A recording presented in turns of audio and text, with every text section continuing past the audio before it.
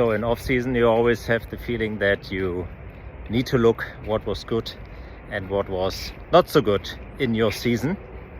And when I do it with my athletes, the first question I always ask the athlete and myself, what is better compared to last year?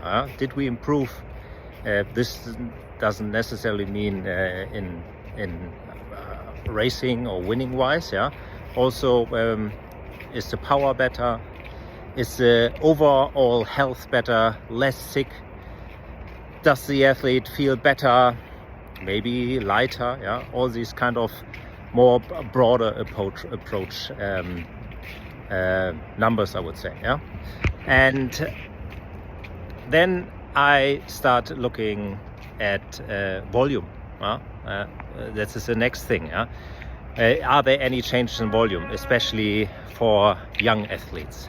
How much hours did we do? How much miles? If I talk with runners, how much energy expenditure during the year? After that, you look at the distribution of training zones. Where did the athlete spend most of the time? This also gives you an indicator of maybe what's lacking. Was it mainly an 80-20 approach, which can work if you have a lot of time, or even 90-10, or did you have less time? Maybe you should use another approach. Then after you have looked at the zones, I start looking at direct parameters for VO2 max and efficiency, or VLA max, glycolytic power, all the things that are mixed together in these parameters, I would say.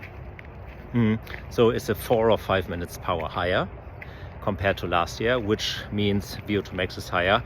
Is your 12 minutes, or maybe better 20 minutes or 30 minutes time trial, whatever numbers, are they better compared to last year, which means your efficiency is better. After that, I look at cadence and torque. Also critical torque. What is the critical? Was it good? Is there how much torque, Newton meters per body weight, the rider can sustain? Is maybe there some improvement? I see a lot of potential there, especially in the future for training. Then I look at races. What was good? What was not good? Is there common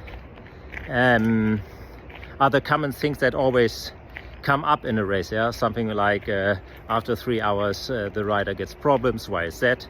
Is it something physical? Has it something to do with the nutrition?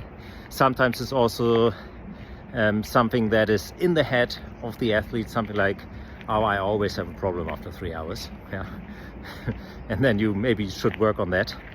And with all these data and the things you get out of it, and while also talking with the athlete, you have to rethink what to do next. And I can promise you, it's never, we continue where we ended. So you always have to change constantly.